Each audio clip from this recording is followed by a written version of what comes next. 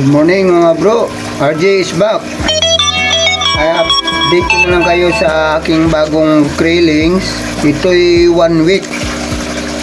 Bali 1 week ito ngayon. Ito sila. Isang breeder. Ito yung napisa niya. Siguro mga sa tansya ko mga nasa 150 to 200 ito. Isang breeder. Kaya nilipat ko lang ng lagayan dahil nagpalit ako ng tubig. Yan, dami nila pero maliliit pa. Yan.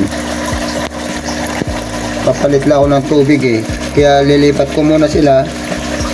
Tapos lagyan ko ng pagkain. Bali, inalis ko na yung kanyang breeder ko para baka makain eh. Kaya lilipat ko lang, ina-acclimate ko lang siya dito dahil dito ko sila ilalagay. Tapos itong aking 2 months, ito na sila. 2 months na yan. Magti-3 na sa katapusan. By December or November mag-out na siguro ako para makabili naman yung mga gustong bumili. Ito. Tapos ito yung aking mga breeder. Ayan, dyan sila. Bali malalaki na yung mga yan, oh. Nakatago lang. Tapos meron pa dito, bali 2 weeks rin itong aking krilling. Ayan, 2 weeks na yan. Oh, malalaki na. Bali 2 weeks pero mga nasa 100 lang siguro eh, o nasa 50 to 100. Ayan. Ito. Ngayon, yung aking ibang ito na. Ibang mga krillings dito, marami to, 100 to kasama nung aking magti 3 months na, pero hindi natin makita dahil nakatago sila dahil umaga pa lang. Tapos ito yung aking magiging grow out, inayos ko na yan. Ito, binabaran ko ng tubig. Siguro mga 200 to 300 kasya dito. Ito, binabaran. May tubig ito. Ayan, mga tubig yan.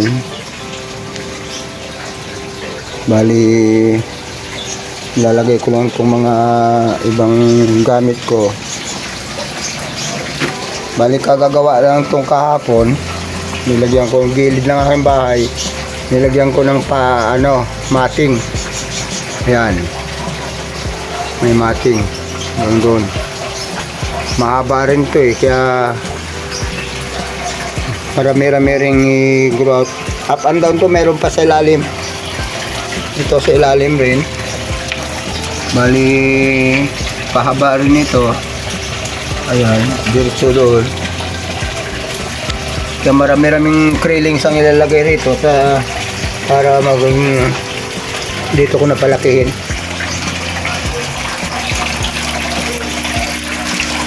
Sige mga bro, thank you. Update ko na lang uli kayo pag inabot na ng 1 buwan para kita natin kung gaano kabilis lumaki. Maraming salamat. Magandang tanghali mga kabayan. Update ko kayo sa krillings ko. Ito na ngayon yung aking krillings. Nag-sizing ako. Bali, ito na yung magti 3 months. Kaya ito na yung ilalabas ko by mid of November para yung mga gusto mag-avail pwede nang i-PM ako, pero sa mga mid of November pwede na. Okay, November pwede na, PM nyo ako, tapos pwede mag-book in para at least makapamili kayo. Dito na sila. pwede na ito. Mga 3.3 inch mahigit na ito eh. Maraming 3 inch mahigit, 3.5 ganyan. Pwede na pang breeders. Kasi nag-sizing ako, ito naman yung medyo maliliit-liit pa. Kaya ililipat ko para hindi maagawan ng pagkain. Pero konti na lang. Pero ito talaga yung ano, pwede na talaga pang breeder. Ayan. By mid of November, pwede na ito. Baka maswerte kayo pagka ito ay 1 month, 2 months. Ano na, maging bearage na sila. Pero hindi pa ako hindi pa ako ng male or female. Pinag-halo-halo ko pa sila para mas mabilis lumaki. Kaya ito lang mga kabayan. Maraming salamat. Update ko pa uli kayo sa by 3 months. Mga 1 week to 3 months na ito eh. Magto 3 months na. Okay. Maraming salamat.